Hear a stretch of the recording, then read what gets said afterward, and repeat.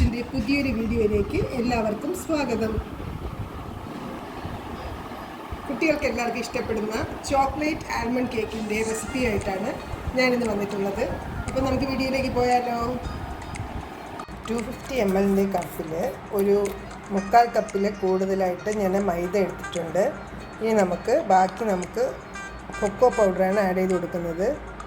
ഞാനിങ്ങനെ വടിച്ച് 3 table spoon cocoa powder കൂടി ഇതിലേക്ക് ആഡ് ചെയ്ത് കൊടുക്കുകയാണ്.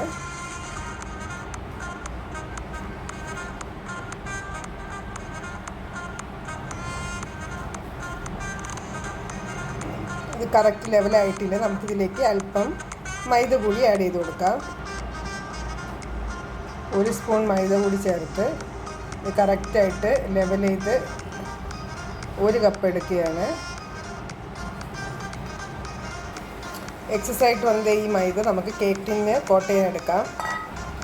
കേക്ക് റെഡിയാക്കാനായിട്ട് ഒരു ചെറിയ പീസ് ബട്ടർ ഒന്ന് തേച്ച് കൊടുത്ത്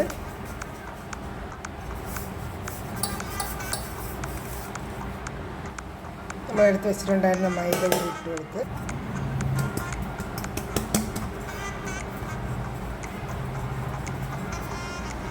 കേക്ക് റെഡി ആയിട്ടുണ്ട്.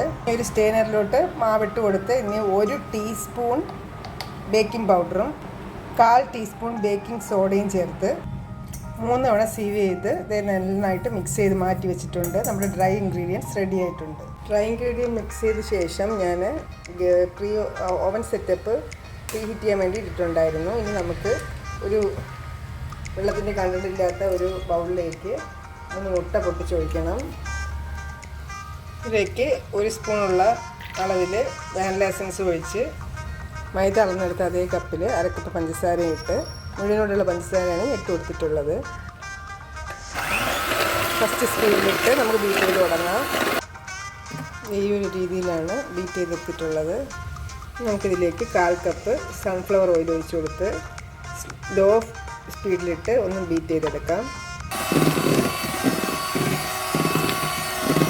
ചോക്ലേറ്റ് കേക്ക് ആയതുകൊണ്ട് തന്നെ നമുക്കിതിലേക്ക് ഒരു 1/4 കപ്പ് മിൽക്കിൽ 1 ടീസ്പൂൺ കോഫി പൗഡർ ആഡ് ചെയ്തും കൂടി ചേർത്ത് ബീറ്റ് ചെയ്തെടുക്കാം.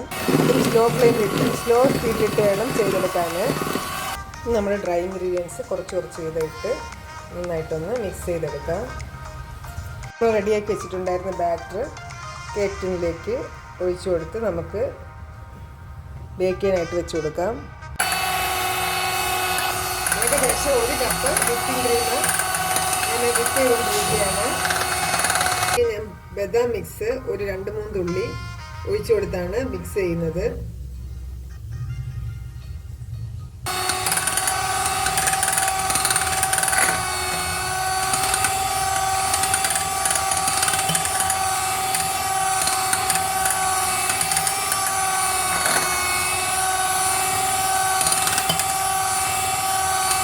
കംഫോർട്ട് ചെയ്തെടുക്കാനുള്ളതിനാണ് ഞാൻ ബദാം മിക്സ് ചെയ്തെടുത്തിട്ടുള്ളത്.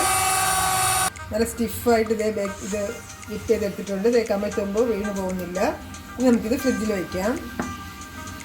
ഉണ്ടാക്കി വെച്ചിട്ടുണ്ടായിരുന്ന സ്പഞ്ച് 2ആയിട്ട് കട്ട് ചെയ്തെടുത്ത് ഞാൻ ഷുഗർ സിറപ്പിൽ അല്പം ഹെർഷീസും കൂടി ആഡ് ചെയ്ത് തിളപ്പിച്ചെടുത്ത ഷുഗർ സിറപ്പ് ഇതിലേക്ക് ഒഴിച്ച് സോക്ക് ചെയ്തെടുക്കുകയാണ്.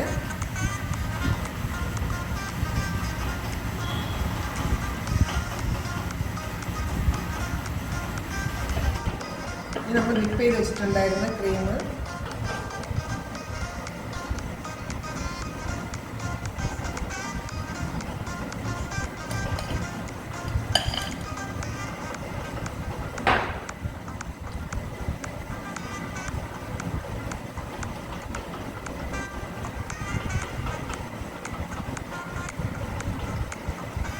നമുക്ക് അടുത്ത കോട്ടിങ് ചെയ്ത് നമ്മുടെ കേക്ക് റെഡിയാക്കിയതിന് ശേഷം ചോക്ലേറ്റ് സ്ക്രേപ്പ് ചെയ്ത് ഇതിൻ്റെ മേളിൽ ഇട്ടുകൊണ്ട് നമുക്കൊന്ന് ഡിസൈൻ ചെയ്തെടുക്കാം. നമ്മുടെ കേക്കിൻ്റെ ഫൈനൽ ലുക്ക് ഇതാണ്.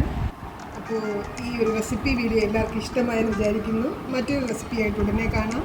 വീഡിയോ കണ്ട എല്ലാവർക്കും താങ്ക്സ് ഫോർ വാച്ചിങ്.